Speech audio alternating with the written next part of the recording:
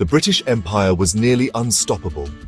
But what if I told you they once lost a battle to an Indian queen, long before the revolt of 1857? This is the untold story of Kittur Rani Chennamma, the queen who defied the British and won. Her courage shook the empire, yet history barely remembers her. So, what happened? And why is her story not as famous as Jhansi Ki Rani's? Let's find out. The year was 1824. The British were rapidly expanding their control over India through the doctrine of lapse, a policy that allowed them to annex any kingdom without a direct male heir. When Raja Malasaja, the ruler of Kittur, passed away without a male successor, his wife, Rani Chennamma, declared their adopted son as the next ruler.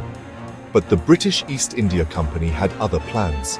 They rejected the adoption and demanded control over Kittur. But this queen wasn't going to bow down to British rule. Instead of surrendering, Rani Chennamma led an armed revolt. She rallied her people, trained her soldiers, and fortified Kittur for battle. When the British forces, led by St. John Thackeray, marched in, expecting an easy victory, they were in for a rude shock.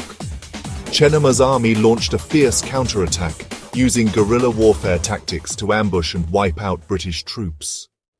The British were completely outmaneuvered, and their commander, St. John Thackeray, was killed in battle. It was a humiliating defeat for the British, and for a brief moment, Kittur remained free. But the British weren't done yet. Furious over their loss, they returned with a much larger army, surrounding Kittur from all sides. Despite her bravery, Rani Chennamma was eventually captured. She was imprisoned for life and spent her final years in captivity.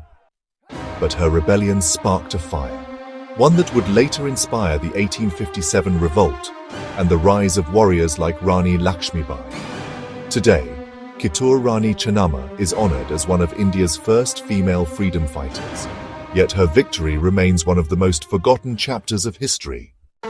She was the first queen to defeat the British in battle, but why is her story not told enough? It's time we honor her courage and share her story with the world. Do you think she deserves more recognition? Let us know in the comments. Don't forget to like, share, and follow for more forgotten stories of India's warriors.